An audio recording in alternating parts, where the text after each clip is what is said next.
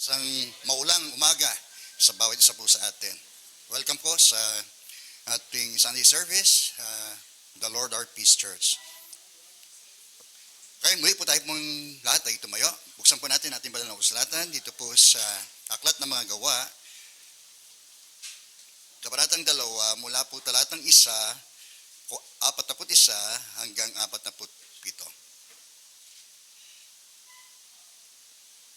Okay, akin mong mabasahin, nilaman pong sundan. Uli, dito po sa Gawa, Kabanatang 2, talata pong 41. Kaya ang mga naniniwala sa ipinangaral niya ay nagpabautismo at nadagdag sa mga alagad na may 3,000 katao ng araw na iyon. Inilaan nila ang kanilang mga sarili upang matuto sa turo ng mga apostol sa pagsasama-sama bilang magkakapatid, pagsasalo-salo ng pagkain, ng tinapay, at pananalangin. Pagpalain po ng Diyos ang kanyang mga salita, tayo po yung muli dumako sa panalangin. Muli aming Ama, nagpapasalamat po kami sa kaloob niyong araw na ito sa aming mga buhay. Salamat sa isang linggo nagdaan. Ako po ay patuloy na tumatag po sa lahat po ng aming mga pangangailangan. Salamat sa iyong pag-iingat, sa iyong paggabay sa aming pagtungo sa banal na sambahang ito, Panginoon. At muli, Panginoon, ay kami rin naman ay pong linisin sa lahat po ng aming pong mga karumihan naman ng Diyos na nakitang aming mga nagawang pagkakasala sa iyo, Panginoon, ay patawarin niyo po kami. Muli sa iyong kahabagan, kami po ay patuloy na lumalapit at umaasa ng iyong pagbabasbas sa iyong mga salitang ito. Hayaan po ito yung mangusap sa amin, patuloy mag-akay sa amin tungo sa aming mas malamin na aming pagkakilala po sa iyo, Panginoong Yesus. At maramdaman mo nawa, Panginoon, at maranasan po ninyo, Panginoon, ang kasiyahan ng iyong puso, Panginoon, habang kami ay nagsisikap na sundin ang mga ito, Panginoon. Pinupuri ka namin, niluwalhati ka namin sa mga oras pong ito, sa ngalan po ni Jesus na aming Panginoon at aming pong tagapagligtas. Amen, amen. Sige po, tayo po yung makakapong muli.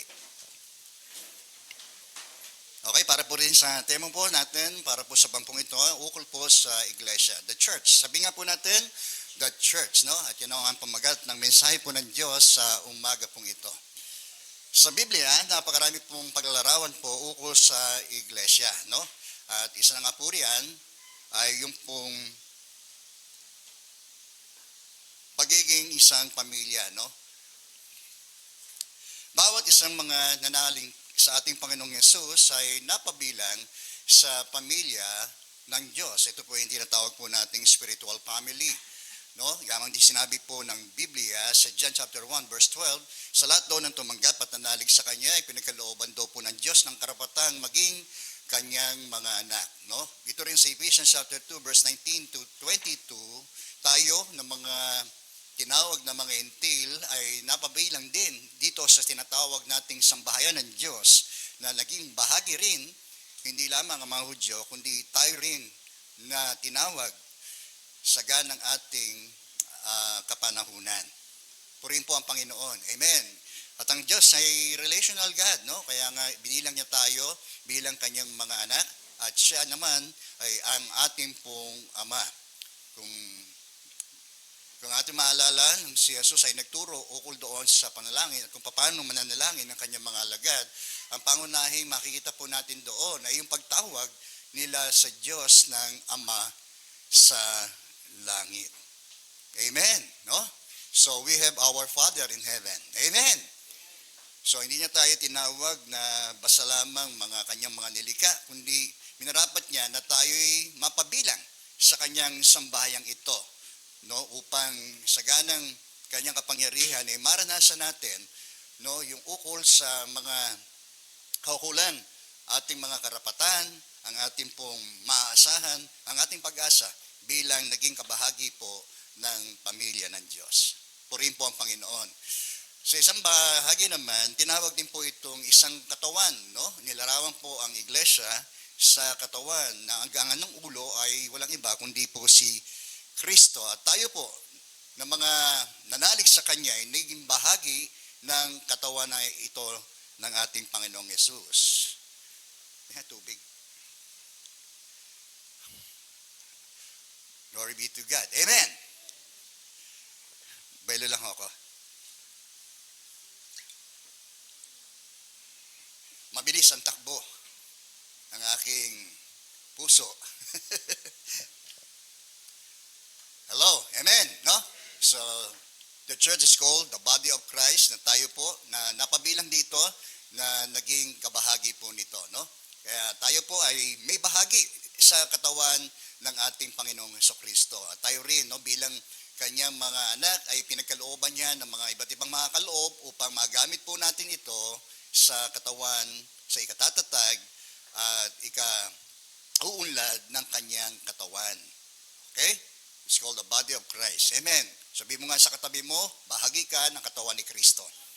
Yan. So ang katawan ay marami pong bahagi, no? Sinasabi nga rin po ng Biblia, at may kanya-kanya tayong mga gampanin sa loob ng katawan ni Kristo. No, hindi tayo marami magkakapareho, subalit bawat isa ay pinagkalooban, no, ng kanyang mga gampanin upang gampanan niya sa ikatatag at ikauunlad ng katawan ng Panginoon. Okay? Pangatlo, tinawag din siyang templo, no? Templong spiritual. Dagdag na natin yung 1 Peter chapter 2 verse 5. Tayo ay tinawag na mga templong spiritual. Naging bahagi tayo ng templong spiritual na ito na tinawag din tayo bilang mga bahagi ng mga taong mag-aalay ng mga handog sa kanyang sambahayan, sa kanyang templo.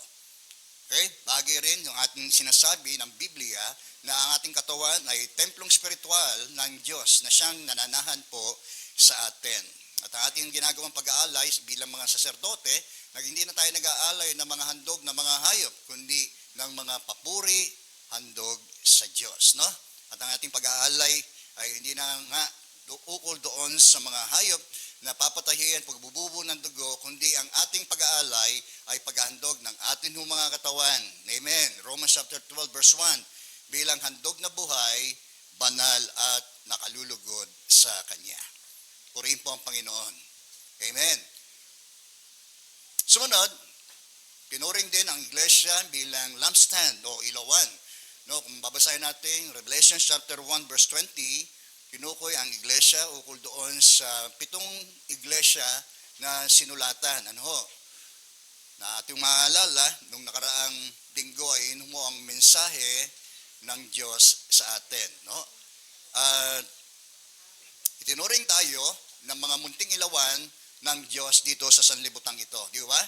Gaya niyang sinasabi doon sa Mateo, kayo ang asin at ilaw ng sanlibutan ito. Tayo ay mga munting ilawan. Ang iglesia ay kanyang ilawan at tayo na bilang kabahagi na ito ay tinuring ng mga munting ilawan sa sanlibutan ito. Sa sanlibutan madilim, no? Kung kaya tayo ho ay bahagi ng existence na ito upang tayo po ay magsipagliwanag. Amen. Okay. Next ay yung pong the bride, no? Ang iglesia ay nilarawan din bilang babaeng ikakasal. Kung maalala niyo rin po yung sinabi ni Paul doon sa 2 Corinthians chapter 11, ay itinulad niya ang mga mananampalatayang ito sa isang malinis na dalagang ipinagkatipan niya kay Kristo. Amen, no? So, kaya napakahalaga na hindi tayo mabulit sa anumang uri ng tukso at tayo po yung mga bumagsak sa pagkakasala sapagkat gaya ng plano ng Diyos sa atin ay nais niya na tayo maging malinis, no, sa ating pagharap sa darating na kasalan ng iglesia sa Kordero. No, mababasa rin din natin yon sa Revelation chapter 19 verse 7 to 8. Glory be to God. The church is the bride of Christ. Di po ba? Nakatakda rin, no? Tayo na kanyang na kanyang mapangasawa. So dito ko po iinog ito pong ating 4 major objectives dito pong church, no? Nais ko pong gamitin yung acronym na WIPE, no? Yung word na WIPE. Okay? W-I-F-E, no? So ang iglesia ay tinakdang maging mapangasawa ng ating Kordero, na walang iba kundi ang ating Panginoong Kristo. So the 4 major objectives of the church, number 1, ay worship. Sabihin nga po natin, worship. So, a body of committed, worshipful people. No? Makita natin dito sa early church na kung saan hindi ho natapos doon sa kanilang conversion ang kanilang ginawa. No?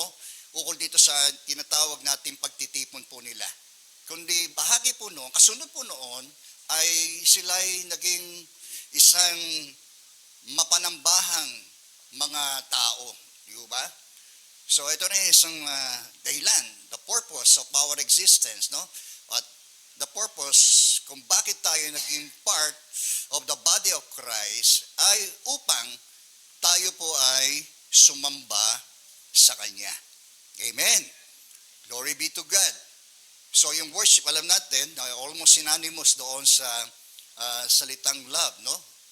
Na the greatest commandment ng Diyos, ibigin mo ang Diyos ng buong puso, buong kaluluwa, pag-iisip, buong kaluluwa at buong kalakasan.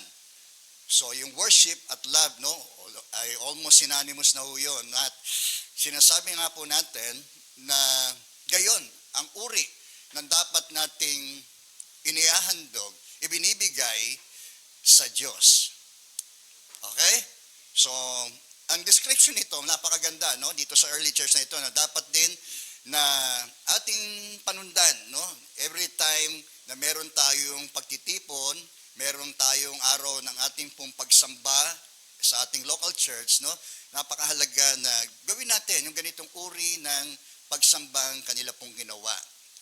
O, ano po yun? Unang-una, it was intense, no? Napakasidi, no? Ng kanilang ginawang pagsamba sa ating Panginoong Jesucristo. Amen. Marahil nga magsasabi kasi bago no? Bagong sibol. Okay? Kaya nga mapakahalaga na para nating mapanatili ang ganitong uri ng pagsamba natin sa Diyos ay huwag natin, no, kakalimutan na ang Diyos pa rin ay tumitingin sa kalagayan ng puso ng tao. Sapagkat ang pagsamba ay nanggagaling sa puso ng tao. Amen po? Kaya tinuligsan ni Kristo yung mga Hudyo noon, no? Especially yung mga religious leader noon. Ang pagsambang ginagawa ng bayan ko ay paimbabaw lamang. No? Ibig sabihin, sila ay sumasamba dahil o upang makita ng tao. So madalas ganun ang kanilang ginagawa. No?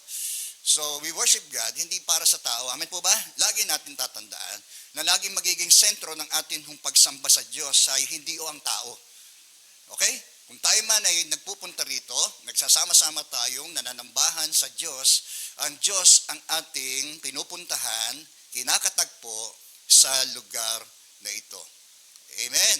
At dapat din na hindi half-hearted, no? Katulad nila, no? Hindi half-hearted, no? Kalahati ng puso nila na sumasamba sa Diyos, kundi buong puso silang sumasamba sa Diyos. Okay? Kaya nga sabi ni Kristo, ang pagsambang ginagawa ng bayan ko ay sa bibig nagmumula, no? At hindi sa puso. Okay? Mahalaga rin, mahalaga sa Diyos na ang isang pagsambang nakalulugod sa Kanya ay yung pagsambang tama. Okay? Tama ang ating puso. Sabi rin niya doon sa John chapter 4, verse 24 to 25, no? Na ito na ang hinahanap at isang pagsambang nakalulugod sa Diyos ay sambahin siya saan? Sa Espiritu at sa katotohanan. Okay? Amen. Hindi batay doon sa tradisyon o gawain o ginagawa na kasanayan po ng tao. Kundi ang pagsambang ito ay ayon sa banal na kasulatan, ang katotohanan hinahanap nito sa atin para ang Diyos ay sambahin. Okay? Amen. Glory be to God. So, kahalagahan din ng kanilang pagsambang ito ay meron silang kaisahan. Bawat isa, no, wala hong naliligaw. No, bawat isang naroroon ay meron silang kaisahan ng kanilang puso na sumasamba sa Diyos. O napakainam, no? Nabigyan kasiyahan ng Diyos, no, sa panahon at oras sa sandali na tayo po'y sama-sama, may pagkakaisa. Merong kasidian, merong buong puso na sumasamba sa Kanya. Palakpakan Palakpakan natin si Lord. Okay? Worship. Next ay yung pong I stands for instruction. No, makita natin na hindi natapos doon sa kanilang muling pagtitipon o pag-gather nila sa isang lugar na ito, kundi sila ay nagsipanatili doon sa mga itinuturo ng mga apostol. Although sila, sabi nga po natin, wala silang kompletong Biblia ng mga pagkakataon pong ito, no? So marahil ang basis ng kanilang pagtuturo ay doon sa mga scriptures, di po ba? Na marahil ng mga binabasa noon kapag meron pong pagtitipon sa mga sinagoga. Ba? Marahil yun po ay isa sa mga naging batayan ng kanilang mga naging pagtuturo ng salita ng Diyos sa mga bagong mananampalataya pong ito. So, they instructed, no, ito pong mga bagong sibol na mananampalatayang ito na umabot sa bilang na 3,000 at napakarami pong bilang mo yon para sa isang nagsisimulang pag-establish ng church dito po sa Jerusalem. Pero gayon pa man, ang kagandaan po roon sa response nito pong mga tao pong ito ay nanatili sila, sabi roon, nanatili sila sa mga itinuturo ng mga apostol. Purihin po ang Panginoon. At yun naman ay nagbenepisyo sa kanila. Mapaganda. Di ba? Makita natin kahit dumating yung mga matinding persecution, no, yung mga sumunod ng mga panahon, pagkatapos po nitong conversion nila, ay nanatili sila kasi na-establish sila doon sa salita ng Diyos na mga naituro ng mga apostol. No, nag-contribute yon ng malaking factor ho yun na nag-contribute sa kanila upang manatili sila sa kanilang pananampalataya sa Diyos. Purihin po ang Panginoon. Kaya ang Biblia ay pinahiran doon ng Diyos ng kanyang kapangyarihan at magagamit natin ito sa pagtuturo ng katotohanan. Ano po? Sabi rin ni Paul kay Timothy, kaya pahalagahan niya ang Biblia sapagkat ito ay pinahiran ng kabanal na kapangyarihan ng Diyos magagamit sa pagtuturo ng katotohanan. Paano natin malalaman ng isang aral ay lihis o tiwali? No? Basahin natin ang salita ng katotohanan, ang Biblia. Okay? Amen. So every day, no, magbasa tayo, mag-aral tayo ng salita ng Diyos. Ano pa sinasabi roon? At ito ay magagamit din hindi lamang sa pagtuturo ng katotohanan, kundi sa pagpapabulaanan sa maling aral. Di ba? Sabi nga ni Paul, nung siya'y mapunta roon sa Atenas, ang sinasabi roon, mas mabuting kausapin ng mga tao ng mga Hudyo roon kaysa doon sa mga taga-Tesalonica. No, bagamat sila ay nagkaroon ng pagkawili sa pakikinig sa pinapangaral at itinuturo ni Pablo, yung mga tao na ito ay hindi nakontento doon lamang sa kanyang mga itinuturo at ang kanyang pinapangaral, kundi sinasaliksik nila ang kasulatan upang tingnan kung tama nga at totoo ang kanyang pinapangaral at mga tinuturo. Amen. Glory be to God. So, sa mga benepisyo ng instruction, ng pagtuturo, okay, ay give substance to our faith. Di po ba? Nagbibigay ito ng sustansya sa ating pananampalataya. Tulad din, nung sinabi ni Pedro, bilang isang bagong sanggol na naipanganak, manabik kayo sa mga gatas na espiritual upang lumago sa pananampalataya. So yun, ang salita ng Diyos ay nagbibigay ng sustansya sa atin upang tayo po ay maging healthy. Amen po ba? Kung tayo man ay mga bago sa pananampalataya, ang salita ng Diyos ay nakatutulong sa atin upang tayo po ay lumusog, lumakas, di ba? Go, grow, and glow. Di po ba? Yan ang ating pangunahing benepisyo kapag tayo ay busog, no? Sa salita ng Diyos. Okay, ano pa? It stabilizes us in times of testing, di po ba? Totoo ho yan. Nagpapatatag ito sa panahon na kapag tayo po ay dumaraan sa mga pagsubok ng buhay. Alam niyo, ang pagsubok, galing ho yan sa Diyos. Tinetest ho yan ang ating pananampalataya upang tayo po ay lumago at tumatag sa ating pananampalataya. Liban daw ng sa tukso, ay evil in nature po yan. Ang pagsubok ay holy in nature kasi nilalayon tayo nito na maging banal tayo. Okay? Samantalang ang tukso ay evil in nature. Ang gusto niya ng tukso, alam natin, galing kay Satanas yan. Yan ang ginagamit niyang instrumento upang tayo po ay bumagsak sa pagkakasala. Amen po? Okay? Tuluyang layon niya ay tayo ay mawasak. No? Especially ang ating relasyon sa Diyos. Okay? Purin po ang Panginoon.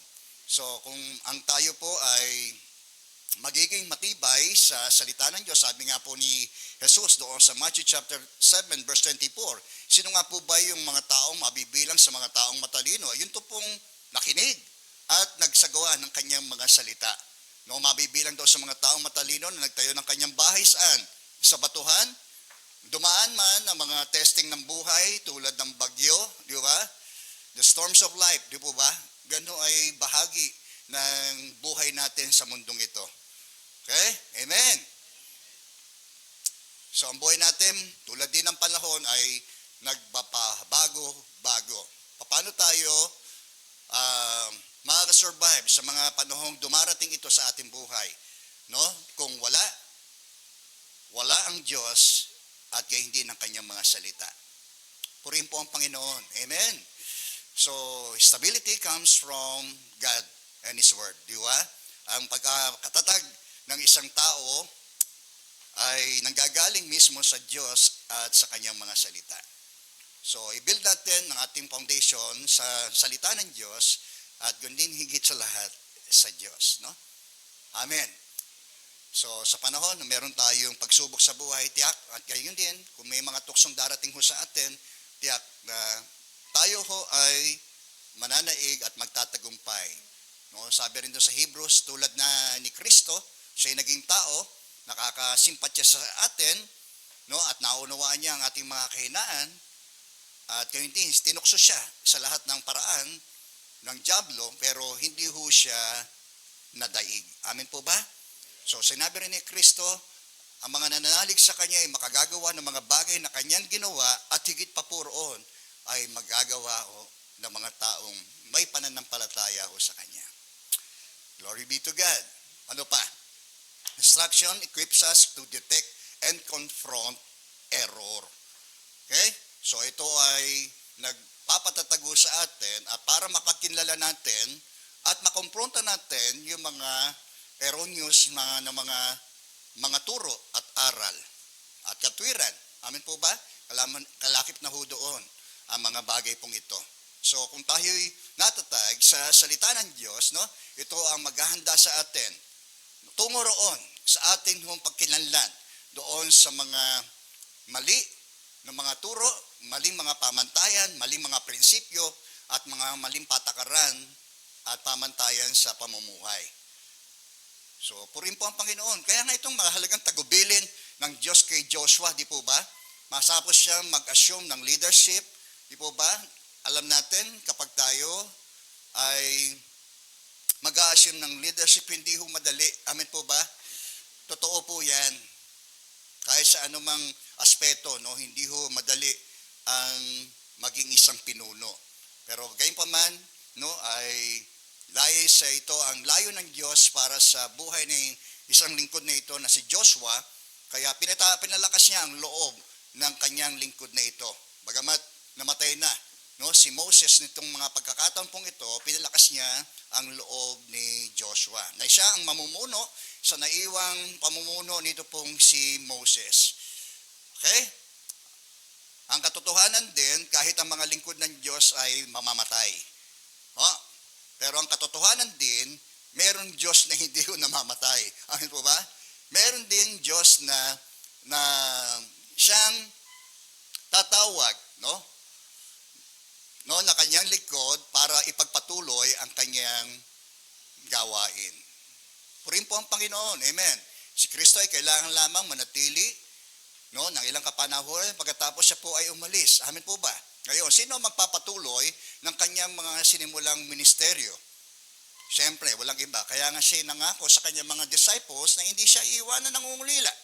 So idadalangin sa Ama at sila bigibigan pa ng isang patnubay na kanilang makakasama sa magpakailan paman. Sino po yon? Ang banal na espiritu. Sabihin nga po natin, ang banal na espiritu. Okay? Purin po ang Panginoon. Kaya dito sa pangkataon nito, sa kasaysayan ng bayang Israel, ito pong si Joshua ay minsan pang pinalakas ng Diyos na siya ay magpakatapang, magpakalalaki siya. At ang kanyang tagubiling mahalaga ay yung pong wag niyang kaligtaan, basahin ang aklat ng kautusan. Purihin po ang Panginoon. So napakahalaga rin, na gawin natin ang mga bagay na ito sa salita ng Diyos. Ano po yun? Number 1, read the Word of God. Amen po ba? Basahin natin ang salita ng Diyos. Kasi ito mga iba-ibang ating mga binabasa. Di ba? Kaysa sa mga bagay na dito sa salimutan ito, naghahanap tayo ng paghuhugutan sa panahon na tayo po ay nasa ibaba. Bakit hindi tayo humugot mismo sa salita ng Diyos? Amin po ba? Ang salita ng Diyos ay umaangkop sa lahat ng ating mga pangangailangan. Di ba? Nakapagpapatotoo ang marami na kapag sa isang sitwasyon ay ganoon ang kanyang kalagayan, minsan sa kanyang pagbuklat ay natutuklasan niya na yung kanyang pangangailangan na iyon ay tinutugon ng Diyos sa mga pangungusap na iyon sa Biblia. Marami sa atin ay nakaranas ng ring ganon, sa panahon na tayo po ay nagugulumihanan, merong pangako ang Diyos na siyang ating pwedeng paghugutan ng kalakasan. At kung mababasa natin, bakit tayo magugulumihanan sa maraming bagay, gayong pwede tayong umasa sa kanyang mga pangako, sa kanyang mga salita. So basahin natin ang salita ng Diyos. Sabi mo sa katabi mo, basahin mo ang salita ng Diyos. Basahin mo. So hindi lamang every Sunday na tayo po ay nakapagbabasa at nakapakinig ng salita ng Diyos, kundi day by day. Read the Bible every day. Di po ba? Balik tayo sa Sunday school. Di po ba? Hello? So, napakahalaga ng pagbabasa sapagkat sa pagbabasa natin, na didiscover natin ang napakarami pong mahiwagang mga bagay. Nakakaroon tayo ng mga pagtuklas. Okay? Na nakakadagdag sa atin itong pagkakilala at pagkaalam sa salita ng Diyos upang hindi tayo maging mangmang sa kanyang mga salita. Okay? Amen. So, number 2 ay yung pong i-meditate natin. Hindi lang basta plainly reading. Mahalaga na atin itong pinagbubulay-bulay. Okay? Personalizing the Bible. Okay? Kapag tayo nagbabasa, i-personalize natin. Ibig sabihin, meron bang mga pangungusap na nangungusap sa ating personal? Ukol ba ito sa ating katayuan, sa ating kalagayan, sa ating kalagayang spiritual? May kinalaman ba ito na tinuturo ito sa atin patungkol sa ating Panginoon Kristo? Na kung sino siya? Yun ang isang bagay na pinipersonalize natin. Di ba? May binabanggit ba dito patungkol sa Diyos Ama, Diyos Anak, at Diyos Espiritu Santo? Na sadyang nangungusap sa atin ang mga ito upang ipahayag, ipakilala kung sino siya sa atin. Amen? At kung ano man din na maaaring merong conviction sa atin na inaakay tayo patungo sa pagsisisi kung meron man po tayong nagawang pagkakasala sa Diyos. Meron bang kasalanan na dapat kong talikuran sa ating nung pagbabasa na ito? Okay? Amen. So, yun ang isa ng mga bagay ng suggestion lang na para hindi lang tayo nagbasa pagkatapos tapos na. Hindi ho. Napakahalaga nung pagkalalim natin sa kanyang mga salita kung tayo mismo pinipersonalize natin ang mga salitang ito. Ano pa? Mahalaga rin yung pagbe-memorize. Sabihin mo sa katabi mo, i-memorize mo. Kailangan pa bang i-memorize yan? Di ba? So, there's a necessity. alam nyo, kapag memorado natin ang salita ng Diyos, no, para ding ano yan, binhi, di po ba, na itinatanim mo natin, no, na kapag ating patuloy na nadidiligan, no, natatanim ito sa ating mga isip, no, kaya nga, tudlaan man tayo ng mga palaso ng pag-aalinlangan ng kaaway, ay hindi tayo mag-aalinlangan sa Diyos. Amen. Ang pag-aalinlangan ay kinu-question natin yung mga salita ng Diyos, yung pangako ng Diyos kapag tayo po ay nag-aalinlangan. Katulad nung unang tao, di ba? Nagkaroon siya ng pag-aalinlangan. Di ba? Nang siya'y batuhan ng salita ng pag-aalinlangan ng kaaway. Totoo ba na sinabi ng Diyos? Di ba? Hindi. Yung sinasabi, itong sabi ng Diyos. Di ba?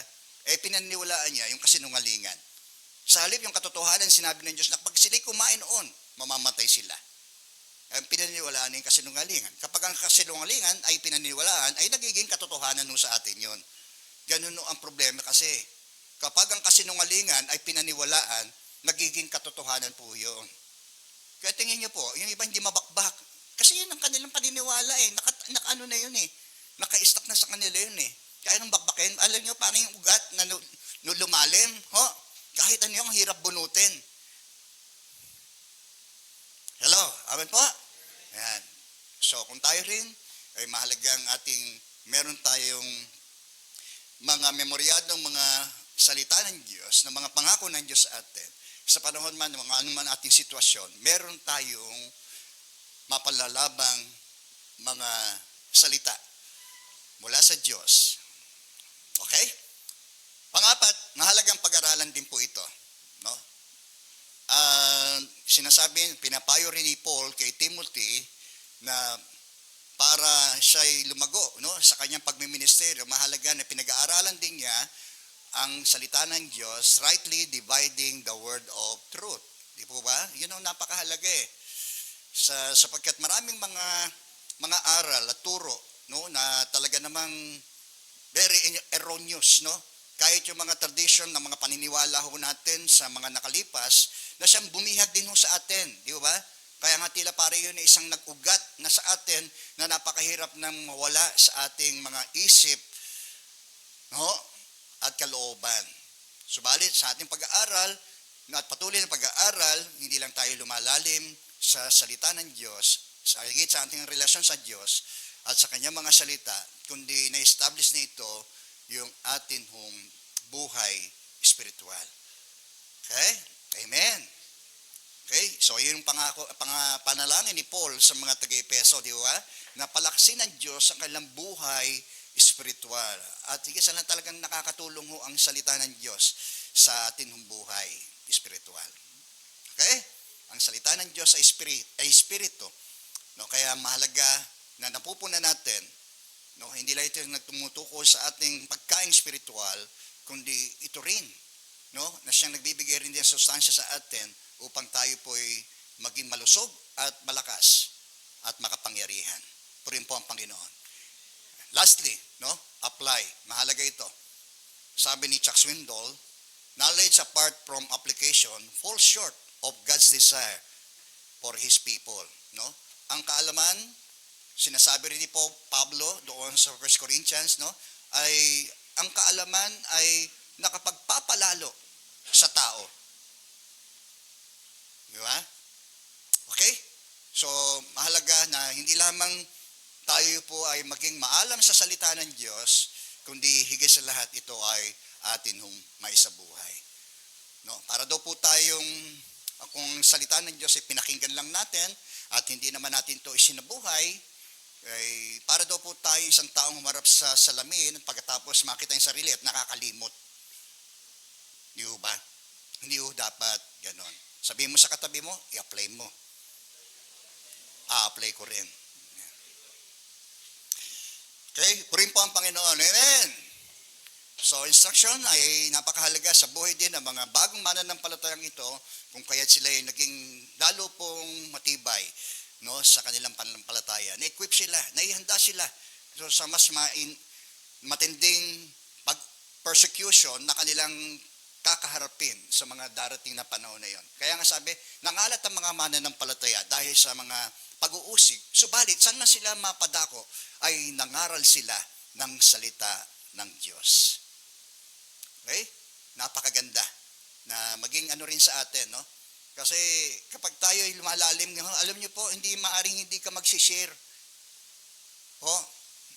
Nagkakaroon lalo ng ang ating mga puso ng pasanin para sa ating pong kapwa. Okay? Amen. Next. W, I, instruction, and F for fellowship. Sabi nga po natin, fellowship. Fellowship. Kapatid, nung tayo nasa sanlibutan, marami po tayong mga kasama. Katunayan, kahit nga ito yung mga naging mananampalataya na tayo, sigit ang atin ng mga nakakasama sa buhay ay yung mga taong hindi mananampalataya. Tama po? Tama po ba? Di po ba? Tayo nga alam, minsan lang tayo nakita-kita rito tayo na may magkakaisa sa pananampalataya, pero mas mahaba ang ating oras at panahon na kasama natin ay hindi mga mananampalataya. Okay? At dito, is either na tayo ang maka-impluwensya o sila po ang maka-impluwensya. No, kaya ang sinasabi ni Jesus, no, huwag yung ibigin ng sanlibutan. Kung kayo sa sanlibutan, iibigin kayo nito. Pero yamang hindi kayo sa sanlibutan, ay napopuot ito sa inyo. Yan ang resulta kapag tayo ay humiwalay sa sanlibutan ito. Ang sanlibutan ay, pag sinabi natin sanlibutan, hindi lang ito yung tinatukoy doon sa ating visible world na ito. Okay? Itong nakikita natin, itong sa sanlibutan ito. Kundi doon sa spiritual realm, no, ang sanlibutan ay yung sistema na umiiral sa sanlibutan ito, no? Na sinasabi ni Juan doon sa kanyang sulat sa 1 John chapter 5 verse 18 na itong sanlibutan ito ay nasa ilalim ng kapangyarihan ng dyablo. Okay? Lahat ng sistema, lahat ng katwiran, panuntunan, prinsipyo, kalakaran, pamumuhay na lihis sa kalakaran, pamumuhay, prinsipyo, batas ng kaharian ng Diyos, yun po ang tinatawag na sanlibutan. Amen po. Yan. So, tumutukoy rin ito sa sistema, no, ng pamumuhay. Kaya, kung tayo sa sanlibutan, kasama tayo sa pagdaloy sa sanlibutan, ay, naku po, tatanghin tayo ng kanilang agos. Okay? Kaya, tayo po bilang mga Kristiyano, no, hindi tayo dapat na nakikiisa, no? Kaya nga sinasabi ni Paul sa kanyang sulat din sa taga-Korinto, huwag tayo makipamatok sa hindi nating kapananampalataya. Okay? Ibig sabihin, huwag tayo magkaroon ng ganung uri ng relasyong ugnayang malalim, no? Sa mga taong nasa sanlibutan. Okay? Amen po? So, hindi naman po pwedeng hindi tayo, para tayo humiwalay ng lubusan dito, kailangan nating umalis sa sanlibutan ito. Amen po ba? Nandito pa rin tayo Kaya lang alam niyo po, no, dapat maging matalino tayo sa ating mga pakikitungo, sa ating pakikisalamuha sa mga taong nasa sanlibutan. Okay? Amen. Hindi po tayo? So kahit doon sa panahon ni Daniel, di ba, nung sila ay patapon po roon kasama ng ilang mga kabataang mga Hebreyo, nung sakupin ni Haring Nabucodonosor ang Israel, na patapon po roon, ito pong sina Daniel, di po ba? Bagamat sila ay mga alipin po roon, ay binigyan naman sila ng special treatment nung hari, no? At ang plano pa nga po ay sila po ay pag-aralin, hubugin, upang ma-equip sila para sila ay maging mga empleyado o mga trabahador doon sa palasyo. Yun ang plano ng hari. Maganda naman yan, no, kung tutuusin. Pero sila ay nandoon sa paganong lugar na yon. Okay? At hindi nawawala sa puso ni Daniel, no, kung ano yung prinsipyong dapat niyang tayuan. Okay? Kaya, out of his conviction, di po ba, itinalaga ni Daniel na wag man lamang tikman yung anumang pagkain hinihain sila galing sa hapag ng hari. O tingin niyo po yun? Bagamat maganda yung treatment sa kanila. Kung ano yung kinakain ng hari, yun din ang pinakakain sa kanila. Bagamat sila yung mga dayuhan, mga alipin sila, ay gayon ang pinapakain pagkain sa kanila. Siyempre, piyesta yun. Hello, nandiyan po tayo? Pero ito ang sinasabi na sa Daniel chapter 1 verse 8, itinalaga ni Daniel na wag man lamang tikman ang anumang pagkaing inihahanda sa kanya. Okay? Amen. Ano po ang tawag doon? Yung conviction. Sabi nga po natin conviction. Kung ano yung alam mong tama, yun ang tatayuan mo. Regardless na ang lahat ay hindi sumusunod. Okay? Nakukuha niyo po? Kung ano yung tama na alam mong matuwid na gawin, doon ka lumugar. Doon tayo lumugar bilang isang Kristiyano. At gayon nga ho, ang ginawa ni Daniel. Bagamat sa kanyang panglamang, pangangailangan, ay ano ho yun? Pabor ho yun. Amin po ba? Pero sa ganang kanyang pang-espiritual na kalagayan, no? Kaya nga sinupil niya ang kanyang naman upang hindi niya mapagbigyan ang mga nasa nito. Okay? So, gayon din sa atin bilang mga mananampalataya na tayo na siyang pinalanahan ng Espiritu ng Diyos, no? Na huwag tayong lumakad ayon sa dikta ng ating mga laman, kundi ayon sa patnubay ng Espiritu Santo sa atin. Okay? Is either tayo makipagkompromiso o tayo makiayon tayo o tayo po ay i-reject natin dahil hindi yun kalooban ng Diyos. Amen po? Okay? Amen. So kaya nga tayo pinahihiwalay, no? Humiwalay tayo sa sanlibutan, humiwalay din tayo sa mga taong higit na nakakapag-akay sa atin, nakaka-impluwensya sa atin na gumawa ng kasalanan. Hello? Okay, mahalaga rin, no? Yung pagpili ng atin ng mga kasama. Hindi lahat ng ating kasama ay pwedeng mag-akay sa atin sa kalooban ng Diyos. Okay? Mas madalas pa nga ho yun na yung tukso dadarating sa atin sa mga panghihikayat at pag-aakay sa atin tungo doon sa pagkakasala. Okay? At para maiwasan yun, no? Kasamahin mo yung mga taong malapit sa Diyos. Tulad ng katabi mo. Yeah. Malapit ka ba sa Diyos? Tanong nyo nga dyan.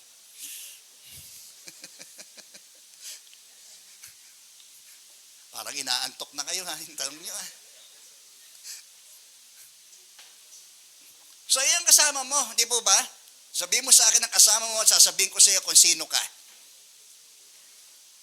Sumama ka sa mga taong makasanlibutan at tiyak, magiging makasanlibutan din ho tayo. Kaya nga, piliin natin ang mga tao rin natin pong makakasama.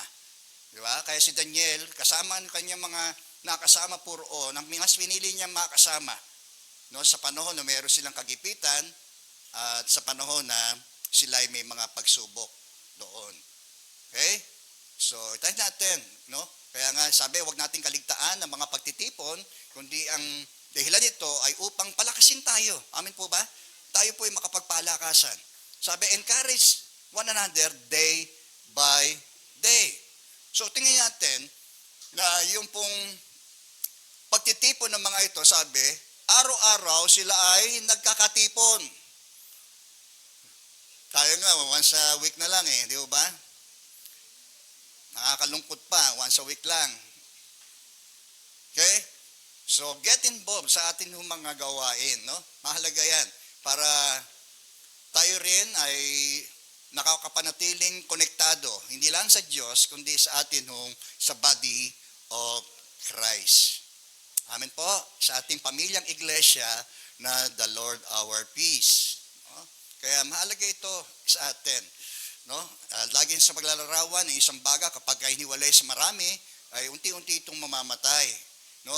Kung ito ay kasama, ay tiyak na ito'y patuloy na magliliyab at mag-aapoy. Amen po ba? Gayun din.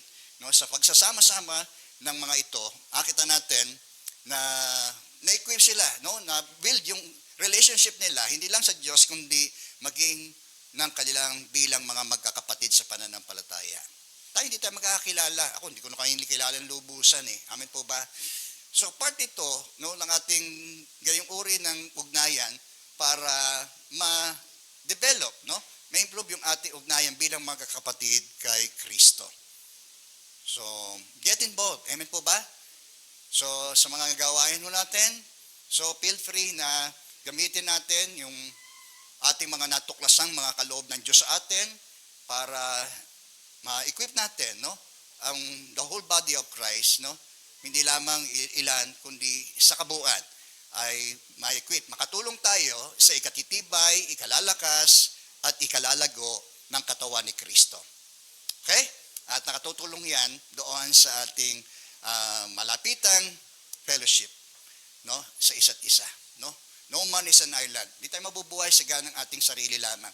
Kung lagi natin ina-isolate yung sarili natin, tayo po ay dumidistansya, no? Sa mga sa ating ugnayan bilang mga magkakapatid kay Kristo, hindi tayo lalago. Amen po ba? Hindi tayo makakasumpong ng paglago sa ating buhay spiritual. Okay? Amen po? Hindi rin tayo magiging batubalani sa atin hong kapwa. Kung saan ay hindi rin tayo ganun magkakaroon ng mabuting patotoo sa ating pong kapwa. Amen po ba? Kaya nga sabi ni Paul, kung kayo magkakagatan, maubos kayo. Di po ba? So, sa kabila ng ating pagkakaiba-iba, mahalaga na panatili natin yung pagkakaisa natin sa Espiritu. Di po ba? No, si Kristo ang siyang sentro ng ating fellowship. Amen po ba? Lagi nating pakatatandaan yun, na si Kristo ang laging magiging sentro ng ating fellowship. Okay? Amen. Verse 44 to 45, makita natin yun na sila'y araw-araw na nagsasama-sama sa pagpipira-piraso ng tinapay. Pinahalagaan nila yun. Purihin po ang Panginoon dahil sa paraang yon ay magpapaalala yon na si Kristo ay namatay. Amen po ba? Hindi lang si Kristo ang sentro ng kanilang fellowship na yon, kundi si Kristo ay namatay. Magpapaalala yon sa bawat isa na nakipag-isa kay Kristo. Purihin po ang Panginoon. Next, last ay yung pong E doon sa acronym na WIFE, no? Evangelism. Okay? So, ganda, no? Sila yung ma-equip, no? Makita natin, hindi lamang na napatatag sila sa gitna ng mga persecution, no? Kundi, sabi, nangaral sila, no? Saan man sila napadpad. Di ba? Tayo rin, pagkatapos natin dito, no?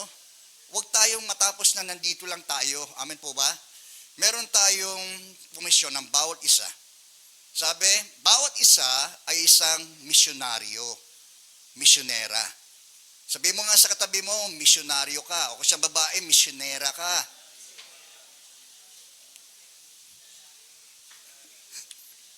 Pastor, may commission ba ako dyan? Amen po. O doon na lang natin kunin yun sa langit, yung commission natin. Basta i-fulfill natin yung ating Great Commission. Okay? Ano ba ang mahalagang tagubilin?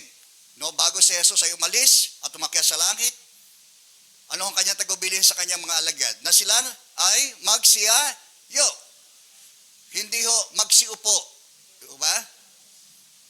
Na sila ay magsihayo at hindi rin magsitahimik. Wala akong piping Kristiyano. Amen po.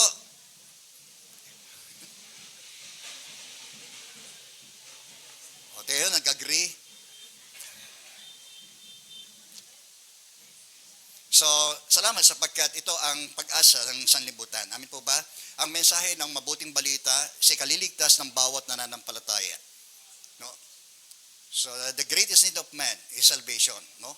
Yan ang the greatest need of man. Sabihin mo nga, the greatest need of man is salvation. Salvation ng iyong pamilya, salvation ng iyong kaibigan, kapitbahay, kaanak. So that's our first mission field, di po ba? Kaya nga si Kristo, di po ba? Hanapin niyo muna ang mga tupa ng Israel. Di ba? The same thing nang sinabi niya, you shall be my witnesses throughout Judea. No? Di ba? And part of the Jewish community ay yung pong Judea. Di ba? Judea, Jerusalem, amen po ba? Samaria, hanggang sa dulo ng daigdig. Okay? Fulfilling the Great Commission. Amen po ba? At yun po ang isang mahalagang gawain ng church, no? Bilang asawa ng Panginoon, Jesucristo, mahalaga na gagampanan natin yung kanyang mga iniwang gawain noon sa kanyang mga disciple and throughout history magpahanggang ngayon at sa darating, ito ay may kalakip na pangako ukol sa kanyang muling pagparito. Sabi, ipangangaral sa lahat ng bansa ang mabuting balita at kapag ito'y narinig ng lahat, saka darating ang wakas. Isipin niyo po yan. Bago mahuli ang lahat para sa iyong mga mahal sa buhay, sa iyong pamilya, bakit hindi mo sila sharean? Sharean mo sila. Kung paano ka iniligtas ni Kristo, i-share mo sa kanila ang mabuting balita ng kanyang pagliligtas. Bago rin mahuli ang lahat para sa iyong kapwa, sa iyong kaibigan, bakit hindi mo siya hikayatin? No? Sabihan, itong gamot na lunas sa kanyang sakit. Okay? Ang mabuting balita ng kaligtasan. Okay? Amen po? So, encouragement sa bawat isa po sa atin, hindi ito gawain lang ng pastor o ng mga evangelista ng church. Amen po, ito'y gawain ng bawat Kristiyano. Ang bawat Kristiyano ay misyonaryo. Yan po ang aking tandaan. No? Yan ang tagubilin ni Kristo. Humayo kayo sa buong sanlibutan, ipangaral niyo ang mabuting balita, ang mga sasampalataya ay maliligtas, sumalit ang mga hindi ay mapapahamak. Purin po, kalakip doon, ang tanda ng kapangyarihan ibinigay niya sa bawat kanyang mga isinugo. Ho, ang mga mapatungan ng ating kamay, gagaling sa mga karamdaman at hindi tayo maano ng dyablo o ng kanyang mga gawain sapagkat tinaglay natin ang kapangyarihan na ito mula sa ating Panginoon sa Kristo. Okay? Ano ang kababahala natin? Natatakot ba tayo mapahiya? Natatakot tayong pilosopuhin ng tao na yon? Alam natin ang gamot na lunas sa kanilang karamdaman. What nating ipagkakait na tayo man ay gumaling sa gamot na yon. Huwag nating ipagkait ang anumang nasa atin. Tayo po'y manalangin. Hallelujah. Dakilang Diyos, aming Ama. Salamat sa mga salitang ito na bigay po niyo sa amin sa umaga pong ito. Naway, ito'y nangusap ng malalim po sa aming mga puso, Panginoon. Ukol sa aming ugnayan. Bilang kami naging bahagi ng iyong iglesia, Panginoon. Ng iyong katawan, ng iyong pamilya, ng iyong templo, ng iyong ilawan, Panginoon. Israt, ng iyong nakakatagdang mapangasawa, Panginoon. Salamat Diyos sapagkat nagliwanag ito sa amin upang magkaroon kami, Panginoon, na mas malawak na pagkaunawa patungkol sa iglesia, Panginoon. At marapat lamang, Panginoon, na ibalik namin sa iyo, Panginoon, ang pinakamabuti at pinakamainam na paghahandog namin ng aming papuri, ng aming pasalamat, higit Diyos, ng aming pong mga katawan, kalooban, at aming pong damdamin, Panginoon. Yan mo na sa mga oras na ito, Panginoon, saliksikin mo rin, Panginoon, ang aming buhay espiritual, Panginoon, marahil sa ganang aming mga panahon at taon ng aming pagkakilala sa iyo, Panginoon. Gano'n na nga po ba kami ay sumulong o umurong, Panginoon, sa iyong plano, sa iyong nais, sa iyong layunin para po sa amin. Matapos po ninyong ihayag sa amin ang banal na layunin po ninyo kung bakit kami nag-exist, Panginoon, kung bakit kami naririto, kung bakit mo kami tinawag at mapabilang sa pamilyang iglesia pong ito. The Lord our peace, Panginoon, umaasa po kami ng iyong pagkilos pa rin. Pagkilos pa rin, Panginoon, ng iyong Santong Espiritu sa buhay ng bawat isa po sa amin. Hallelujah. Purihin ka, Panginoon. Kaibigan, maaaring ngayon ay napagtanto mo na kailangan mo ang ating Panginoong Hesus. At yun naman ang pinakamahalaga. At higit na nakakailangan ng lahat ng tao, ang ating Panginoong Hesus. Bakit hindi mo siya tanggapin sa iyong puso? At kung yan ang nais mo sa umagang ito, ipanalangin mo. Ang panalangin ito manggaling nawa sa iyong puso. Gawin mo itong taimtim at sabihin mo, Panginoong Hesus, lumalapit po ako sa iyo bilang isang makasalanan. Pinagsisisihan ko po ang lahat ng aking mga nagawang kasalanan. Mula nung ako'y magkaroon ng pagkamulat sa mabuti at masama. Panginoong Hesus, patawarin niyo po ako. Hinihingi po ko ito ng tawad. Panginoong Hesus, nananalig ako na ikaw ay namatay at muling nabuhay upang ako'y magkaroon ng pag-asa sa buhay na wala hanggan. Tinatanggap kita sa aking puso, Panginoon, bilang aking tagapagligtas at Panginoon ng aking buhay. At simula ngayon, Panginoon, iniaalay ko po ang aking buhay na ito, tanging sa iyo po lamang. Gamitin mo po ito. Pagalingin mo po ito. Palayain mo po itong buhay na ito.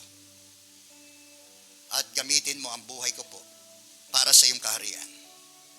Marami pong salamat na mga lahat ng sinagamp sa iyo ay pinatawad mo na sa kanilang mga kasalanan at pinagkalooban mo ng buhay na wala hanggan.